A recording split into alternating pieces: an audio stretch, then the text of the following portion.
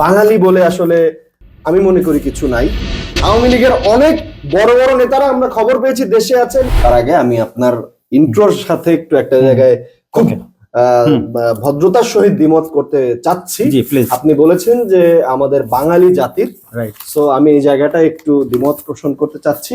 বাঙালি বলে আসলে আমি মনে করি কিছু নাই, কারণ আমরা যখন বাঙালি বলি তখন আমাদের দেশে এই বাংলা ভাষাভাষীর বাহিরে আরো অনেক জনগোষ্ঠী আছে যাদেরকে আমাদের থেকে আলাদা করে দেওয়া হয়। আমরা যখন বাঙালি বলি তখন আমাদের পার্শ্ববর্তী একটা দেশের কিছু মানুষকে আমাদের সাথে একত্রিত করে দেওয়া হয়। আমি জাতিগতভাবে আমরা বাংলাদেশি। আমরা এই আমাদের জাতীয়তাবাদটা যখন আমরা বলবো, আমরা চেষ্টা করবো। মানে আপনি যদি সহজ করে বাংলাদেশি কলকাতার সাথে আপনি মিলাতে যাচ্ছেন না। না, আমি বাঙালি জাতীয়তাবাদ, একটা ভাষার ভিত্তিতে তো জাতীয়তাবাদ গড়ে উঠতে পারে না। একটা দেশ, যে দেশটার জন্য আমরা লড়াই করেছি সেই দেশের ভিত্তিতে জাতীয়তাবাদ, বাংলাদেশি জাতীয়তাবাদ। এবারে পরে আপনার প্রশ্নের উত্তরে আসি যে দেশ আমাকে কেমন রেখেছে। দেখেন, ওই মোশাররফ করিমের একটা নাটকের একটা ডায়লগ আছে যে তোরে মাথায় উঠাইছি কিন্তু তুই মাথা মর্ম বুঝতেছিস না, মানে এরকম টাইপের। ও আরো খুব সুন্দর বরিশালে কে বুঝতেছে না, ডক্টর ইউনূস না তার বাহিনী? আমি সেটাই আসছি। মানে আমি হয়তো বা মানে মোশাররফ করিমের মতো একদম বরিশালের ভাষায় বললাম না।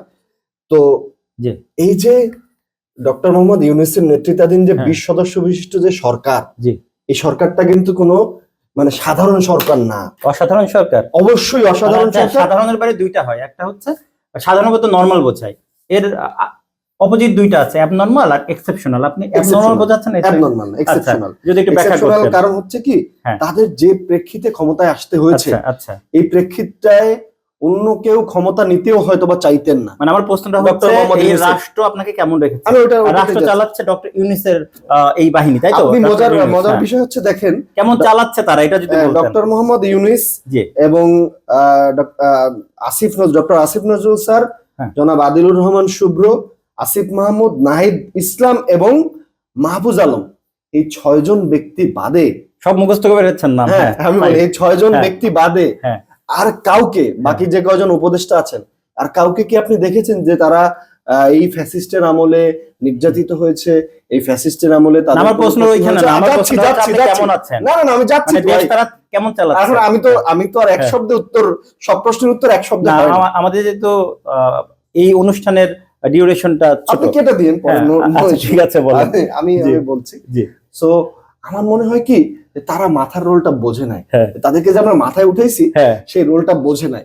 আপনি মাথায় উঠে কিন্তু নাচানাচি করতেছে, মাথায় উঠে নাচানাচি তো করতে পারতেছে না। নাচানাচি করতে পারলেও তো খুশি হইতাম ভাই, কারণ তারা কিছুই করতে পারতেছে না। আচ্ছা, এটা বলছেন আপনি? কারণ আমার এই সরকারের কিছু বলতে আপনারা কি চাচ্ছিলেন? সবচেয়ে বড় কাজ, কিছু যে করতে পারছেন, এই কিছুটা কি সবচেয়ে বড় কাজ হতো আওয়ামী লীগের, মানে এই ফ্যাসিবাদের যত ইকুইপমেন্টস আছে, তাদের যত ইনস্ট্রুমেন্টস আছে, সব জায়গায় ভেঙে চুরে তছনছ করে দেবে, সবাইকে গ্রেফতার করবে। এটাই মূল কাজ, দেশ চালানোর দরকার নাই। প্রথম জনগণকে ভালো রাখার, অবশ্যই জনগণকে ভালো রাখার প্রশ্ন আছে। জনগণকে ভালো রাখার জন্যই এদেরকে আগে গ্রেফতার করতে হবে, কারণ ওরা জনগণের শত্রু। আচ্ছা, তারা ঘুরে বেড়াচ্ছে। আপনি দেখেন তাদের গ্রেফতার করলে দ্রব্যমূল্যের দাম কমে যাবে? না, কমবে না। আচ্ছা, আমি এই জন্যই তো ভাই, এই জন্যই তো প্রত্যেকটা মন্ত্রণালয়ের জন্য আলাদা আলাদা উপদেষ্টা আছে। আমি তো জাস্ট প্রথমে স্বরাষ্ট্রের ক্ষেত্রে আসছি, যে স্বরাষ্ট্রের যেটা কাজ ছিল, স্বরাষ্ট্র একদমই ফেল। শেখ পরিবারের একটা লোক গ্রেফতার হয় নাই। আওয়ামী লীগের অনেক বড় বড় নেতারা আমরা খবর পেয়েছি দেশে আছেন, কেউ সেনাকুঞ্জে বা সেনানিবাসে ছিলেন। সেখান থেকে তাদেরকে হঠাৎ শুনি তারা ইন্দোনেশিয়া চলে গেছে। এই যে সেনাবাহিনীর কাছে 626 জন যে আশ্রয় নিয়েছিলেন, তারা কোথায়? না, আপনি তো বলতে দেশে আছেন, কোথায় আছেন আপনি জানেন কিনা? না, আমরা জানি, কিন্তু আমরা তো এর জন্য দায়বদ্ধ না। এর জন্য দায়বদ্ধ যারা, তাদেরকে তো আমরা বসিয়েছি। আচ্ছা, এটা তো একটা গেল পার্ট, যে ফ্যাসিবাদের আপনারা বসিয়েছেন এই সরকারকে? না, আমরা বসিনি। আমরা এটা বাংলাদেশের একটা, আমি তো বলেছি এটা এক্সেপশনাল কেস।